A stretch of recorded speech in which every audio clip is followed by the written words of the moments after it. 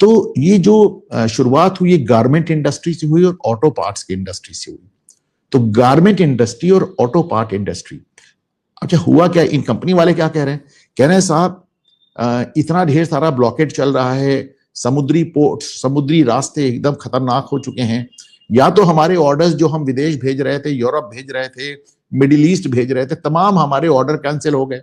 जो ऑर्डर हमारे पास हैं उसकी डिलीवरी नहीं जा पा रही है, एकदम शिपिंग बाधित है।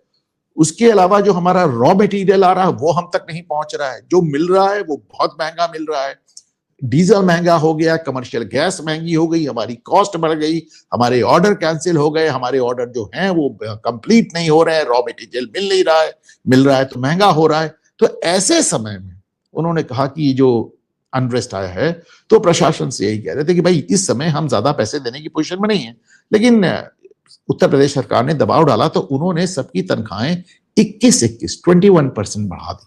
अब उससे भाई जितने वर्कर क्लास थे बहुत खुश भी हो गए, लेकिन तमाम लोग थे जो खुश होने को तैयार नहीं थे। 21% बहुत होता है भाई, आपके सीधे मतलब आप सोच के देखें कि आपको 1 लाख रुपए तनख्वाह मिल रही थी, 1.25 लाख रुपए मिलने लगी, तो जाहिर सी बात है खुशी की बात भी है। लेकिन इसको अब आप पैटर्न देखना शुरू करें कि क्यों कुछ लोग अभी भी नाराज थे और वो चाह रहे थे। इंडियन एक्सप्रेस ने एक बड़ी अच्छी एक खबर दी, उन्होंने कहा कि नोएडा से पहले भी कहां कहां हुआ ये भी आप देख लीजिए। उन्होंने कहा before Noida workers protested at Barauni, Surat and Panipat. अब इसे बड़े ध्यान से आप देखें कहां कहां हो रहा है और कैसे कैसे हो रहा है। मैं आपको एक टाइमलाइन बताता हूं, इस टाइमलाइन को आप समझें। देखिए 13 जनवरी साल की डोनाल्ड ट्रंप ने एक ट्वीट किया, उन्होंने कहा ईरान की जनता से कि सड़कों पर आ जाओ, तुम्हारी मदद करने हम आ रहे हैं। और उसी समय समझ में आ गया कि युद्ध होने वाला है। डोनाल्ड ट्रंप सीधे कह रहे हैं, क्योंकि पिछले साल जून में आपको याद होगा इन्होंने ऑपरेशन मिडनाइट हैमर के दौरान 30-30 हजार पाउंड के बम गिराए थे। वो B2 बॉम्बर था और वो GBU-57 बंकर बस्टर बॉम्ब्स थे। तो उस तरह उन्होंने फर्दो, नतांज और इस्फहान 3 जगह उन्होंने बॉम्ब्स गिराए थे। तो समझ में आ गया कि अब ट्रंप फिर जा रहे हैं लड़ाई लड़ने। तो साहब 13 उसके कुछ ही दिन बाद 2 फरवरी को 15 दिन बाद एक धमाका होता है। और बरौनी, अब बरौनी क्या है, एक इंडस्ट्रियल प्लांट है, एक इंडस्ट्रियल टाउन है बिहार में, लेकिन ये किस लिए जानी जाती है, रिफाइनरी। ये सारे झगड़े रिफाइनरी की तरह हो रहे हैं। तो बरौनी रिफाइनरी में पहला प्रोटेस्ट हुआ, जबरदस्त प्रोटेस्ट, बड़ा तमाशा, प्रदर्शन, हंगामा, मिनिमम वेजेस, सब कुछ। अच्छा ये समय वो आ गया था 2 फरवरी तक कि जब गैस की शॉर्टेज, खास तौर से इंडस्ट्रियल गैस की शॉर्टेज शुरू हो चुकी थी। फिर 23 फरवरी को पानीपत रिफाइनरी, फिर रिफाइनरी, पानीपत रिफाइनरी पे देखिए आप, इतना बड़ा प्रोटेस्ट हुआ, उसमें 30,000 लोग निकल आए पानीपत में। और 30,000 लोग निकले ही नहीं, उन्होंने वहां पे सब पत्थरबाजी की, लोगों को गाड़ियां जला दी, ये वो सब कुछ आप देखिए। मतलब ये one of the biggest protest था। ये भी अगेन रिफाइनरी में हुआ, दोनों जगह रिफाइनरी में। उसके बाद आप देखें अगला जो प्रोटेस्ट हुआ वो 27 फरवरी को हुआ, 3 दिन बाद, वो हुआ सूरत में। अच्छा, सूरत में ये जगह है हजीरा। तो पहले सूरत के स्टील प्लांट में हुआ और फिर हजीरा में प्रदर्शन हुआ। हजीरा वही जगह है जहां पे गैस प्लांट है और जहां से अभी जो दमन में जो गैस पाई गई वो हजीरा ही भेजी गई है। तो पहले रिफाइनरी, फिर गैस प्लांट। देखिए प्रदर्शन भी कहां कहां हो रहे हैं लगातार। तो आपको एक पैटर्न इसमें नजर आएगा। अच्छा, इस तरह प्रदर्शन होते गए और आपको समझ में आने लगा कि मामला वो नहीं है जो नजर आ रहा है। इसमें कहीं ना कहीं आपको ये भी समझ में आने लगा कि मामला ऑर्गेनाइज्ड है। अच्छा, इतना ही नहीं, आप देखें कि बात यही नहीं रुकी। अब वो रोडवेज वाले भी हरियाणा के सड़क पे उतर आए। उन्होंने कहा तो ये सब NCR में हो रहा है अभी, ये तो सूरत और उसको बिहार को छोड़ दिया जाए, तो ये भी रोडवेज वाले हरियाणा में उतर आए, वो भी प्रोटेस्ट करने आ गए। उसके बाद हरियाणा में किसान भी उतर आए, अभी 2 दिन पहले किसान मोर्चा भी आ गया कि साहब संयुक्त किसान मोर्चा, जैसे इनके पास तो कोई काम ही नहीं, हर कुछ दिन में आज प्रदर्शन करने लगते हैं। और पुलिस ने आज ये भी बताया कि नोएडा में प्रदर्शन के ठीक पहले 50 फेक हैंडल्स पुलिस की जानकारी में, ये तो 50+ फेक हैंडल्स पुलिस की जानकारी, पता नहीं कितने होंगे, तो बहरहाल सोशल मीडिया हैंडल्स के खिलाफ एफआईआर आप कर रहे हैं, करते रहिए। व्हाट्सएप कम पूरे जिसे कहना चाहिए व्हाट्सएप टॉक, व्हाट्सएप चैट पकड़ी गई, पेट्रोल डालो, आग लगा दो, ऐसा करो वैसा करो। मजदूर यूनियन, मजदूर संगठन के सामने, अब जैसे हमारे प्रयागराज में, पूरे उत्तर प्रदेश में एक दिशा करके संगठन है, 2 दिन से यहाँ पे हम देख रहे हैं छापे पड़ रहे हैं, आईबी पकड़ रही है, पुलिस, लोकल पुलिस पकड़ रही है, और इन लोग की बातें सुन लीजिए ना तो आपकी कनपटियां गर्म हो जाएंगी, इतनी बकवास करते हैं। तो ये इस तरह के ये जो संगठन है ये सब आ गए सामने। और अब मैं आपको वो वीडियो दिखाता हूं, पता नहीं शायद मुझे हटाना ना पड़ जाए, अभी यूट्यूब में कोई इसमें स्ट्राइक ना आ जाए, लेकिन आपको दिखाना जरूरी है। मुझसे गलती होगी वरना मैं से आवाज हटा देता, पर चलिए आप देखें। सिर्फ एक चीज देखिएगा कि ये जो लोग प्रदर्शन कर रहे हैं, क्या ये वर्कर हैं, क्या ये कामगार हैं? सब इनमें से ज्यादातर नाबालिग बच्चे हैं, और जो नाबालिग नहीं भी हैं वो कॉलेज गोइंग हुई 18 से 20-21 साल के लड़के, और इनकी बातें सुन लें। Have a look. ये देखो भाई, फायर ब्रिगेड वाले आए हैं आग बुताने के लिए, मगर कोई भी नहीं बुताने देगा। बंदे देखो पत्थर फेंक रहे हैं, अब कोई भी गाड़ी बाहर नहीं निकल सकता। अब ये देखो, वो गाड़ी देखो बैक कर ली, वो गाड़ी बैक कर ली, देखो देख लो भाई, गाड़ी भगा ले जा रहा है, देख लो भाई।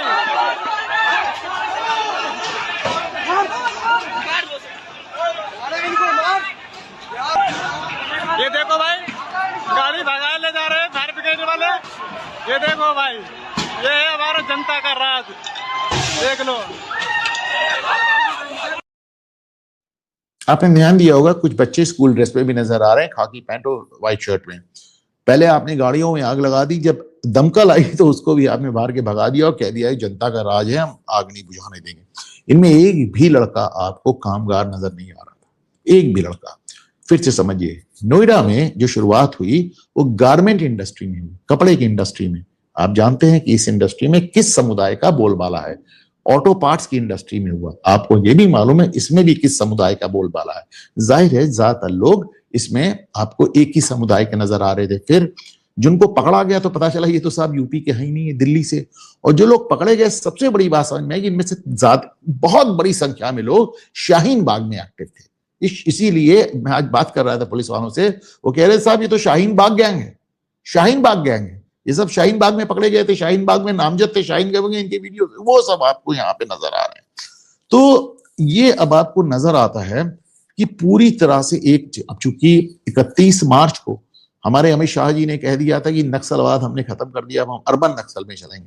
उन्होंने कहा आपने नक्सलवाद जंगलों में खत्म कर दिया, हम तुमको सड़क पे नक्सलवाद का नंगा नाच दिखाएंगे। ये वो था। फिर कह रहा हूं कि मुझे वर्कर्स की मांगों से कोई एतराज नहीं है। अब 12,000, 15,000, 17,000 में किसी का क्या होता है, और ठीक है, लेकिन आप लोगों की भी चॉइस है। आप लोग की जिद है कि साहब अब आज की तारीख में थोड़ा सा लोगों का एक वो भी है कि हम शहर में बच्चा पढ़ाएंगे, महिलाएं भी गांवों में नहीं रहना चाहती, नहीं हम गांव में नहीं रहेंगे, छोटे शहर में नहीं रहेंगे, हम दिल्ली जाएंगे। मैं आपको बताऊं कितने ढेर सारे लोग, कितने ढेर सारे, कम से कम 200 लोगों को तो मैं पर्सनली जानता हूँ जो मेरे यहाँ काम करते थे, वो दिल्ली चले गए, उनका बुरा हाल हो गया। लेकिन वो कहने को वजह सब दिल्ली में काम करते हैं, मुंबई में काम करते हैं, मुंबई जाके वो टैक्स अब आप दिल्ली मुंबई में रह रहे हैं तो आपको जितना पैसा मिल रहा है और जितना पैसा आपका खर्च हो रहा है एक छोटे शहर में या एक कम खर्चीले शहर में, आपका उसका 1/4 में काम चल जाता। पर नहीं, वैसे भी देखिए आप आज की तारीख में सरकार अनाज दे रही है, इलाज दे रही है, शिक्षा दे रही है, बस्ता दे रही है, बच्चों को खाना दे रही है, बेरोजगारों को भत्ता मिल रहा है, बुजुर्गों को भत्ता मिल रहा है, महिला भत्ता मिल रहा है। तो मतलब उसके बाद भी एक जिद है कि नहीं साहब हम तो वहीं जाकर रहेंगे, तो वहां जाकर रह रहे हैं। और उसके बाद चलिए, उसके बाद भी आपने अपनी प्रोटेस्ट की बात समझ में आता, लेकिन प्रोटेस्ट का ये अंदाज, सबसे बड़ी बात, जितनी जगह प्रोटेस्ट हुई हर जगह पत्थरबाजी हुई, हर जगह पुलिस पे पेट्रोल बॉम्ब्स फेंके गए, हर जगह इस तरह की व्हाट्सएप चैट आई, हर जगह बाहरी लोग मिले। और ये बात चूंकि खास तौर से उत्तर प्रदेश में चुनावी साल की शुरुआत हो चुकी है, मतलब अगले आप मान के चलें 10 से 11 महीने में चुनाव हो जाएगा, तो चुनावी साल की शुरुआत हो चुकी है, SIR की रिपोर्ट आ चुकी है। अब लोगों को तय करना है कि 27 में सत्ताधीश होंगे या 27 में शहंशाह होंगे, योगी होंगे या फिर अखिलेश यादव होंगे। तो अभी सबको लेकर उत्तर प्रदेश में तो ये मामला बढ़ाना ही बढ़ाना है, आप मानकर चलें।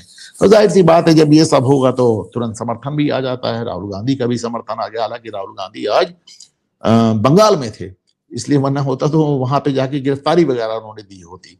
और वहां खड़े होकर मोदी को देशद्रोही है मोदी, और मुझसे आंख मिला के बात नहीं कर पाता, मैं देखता हूं तो नीचे देखता है। लेकिन उन्होंने नोएडा के लिए कहा कि 5-5 हजार रुपए में सिलेंडर बिक रहा है। अभी झूठ है, लेकिन राहुल गांधी के झूठ का कोई क्या ही कर सकता है। राहुल गांधी वहां भी खड़े होकर कह रहे थे कि भारतीय जनता पार्टी का सारा पैसा अडानी के पास रखा हुआ है, देश को बेच दिया है, 56 इंच का सीना कहते हैं, इनका नाम मोदी और अडानी नहीं मोडानी होना चाहिए, वगैरह वगैरह वगैरह। एक आज राहुल गांधी ने बड़ा वादा किया। अब ये देखिए बड़े सीरियस वादे हैं। जब अब आसाम गए थे तो उन्होंने कहा था वो तमाम लोग जिनकी जमीनें, जिन घुसपैठियों की जमीनें हेमंत विश्वा शर्मा ने छीनी है, हम आएंगे तो 10 लाख लोगों को पट्टा कर देंगे उन्हीं लोगों को। यानी अगर भाजपा सरकार जमीन छीनेगी घुसपैठियों के, तो उन्हीं घुसपैठियों के नाम पे ये लिखा पढ़ी में जमीन दे देंगे। अब कैसे हटाओगे? इसी तरह जिन्होंने कहा कि अगर हमारी सरकार बनती है तो SIR में जितने नाम डिलीट हुए सारे नामों को हम वापस जोड़ देंगे। बड़े बड़े दावे कर रहे हैं राहुल गांधी। बाकी तो वही कि डोनाल्ड ट्रंप के सामने यस सर वगैरह वगैरह। अखिलेश यादव भी वही कि ये तो सूट बूट की सरकार है, मोदी अडानी की सरकार है, मोडानी की सरकार है, अंबानी की सरकार है, उद्योगपतियों के हाथ बिक गई है सरकार। अखिलेश यादव ने भी आज इस तरह की बयानबाजी, आप जानते हैं उसमें कोई बड़ी बात नहीं है। बाकी समाजवाद के नाम पे कैसा पूंजीवाद क्या चलता है अमर सिंह के जरिए हम सब लोगों ने देखा। लेकिन एक आज उन्होंने एक बात और कही, वो भगवा पे ही आज भी उतना भी अटैकिव रहे। उन्होंने कहा भगवा कपड़े पहनकर ही, भगवाधारी ने ही, एक गेरुआ वाले ने ही, मतलब गेरुआ मतलब भगवा वाले ने ही सीता जी का अपहरण किया था। तो वो एक साथ 2 निशाने लगा रहे थे, एक तो भगवा पे और मठों पे निशाना लगा रहे थे, और दूसरे वो ब्राह्मणों पे भी निशाना लगा रहे थे।